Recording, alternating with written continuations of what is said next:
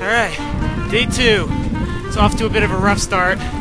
Went 0.4 miles, and then Charlie's shoe broke. He was missing a screw, and his shoe clips to his bike. So luckily we were next to a bike shop at the time, so that was fixed in about a half hour. Then we started biking, and my dad got a flat tire. But we got that fixed too. Now we've been going for a few miles. I also found out this morning that both of my brakes were rubbing against the wheels, and I also had a bungee cord wrapped around my pedal. So I feel a lot less friction today. I feel good to go.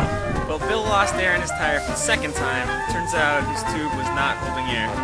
So after Chris and I were waiting about 1.5 miles ahead for at least a half hour, Chris had an extra tube, so we turned back, and after I got about halfway of going down the hill that we had just climbed about 1,000 feet, I figured I'd just wait here for them to catch up. So hopefully this time we'll be able to actually get more than a few miles before something. Alright, we're back on track for like the 5th time. A little further back. How you doing, Bill? A little mishap, but hopefully we'll make up the time now. Your bike's in good shape? I had a bad valve, and then I had a bad tube. Tube had a hole in it. I had to wait for a new tube to come. No fitting, since it's my new tube. Good one. So many problems. So little time. But I have a good feeling now that we're going to be okay the rest of the trip.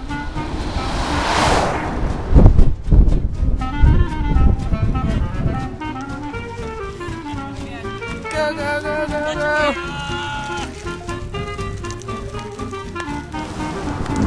Just entered Julian, California. The climb all day has been nothing but uphill, and especially the last 10 miles. In which we climbed 1,500 feet. But we're still feeling good. I'm ready to continue going uphill, which is a good sign because I don't think we're even close to the top yet. Well, hours later, we're still in Julian.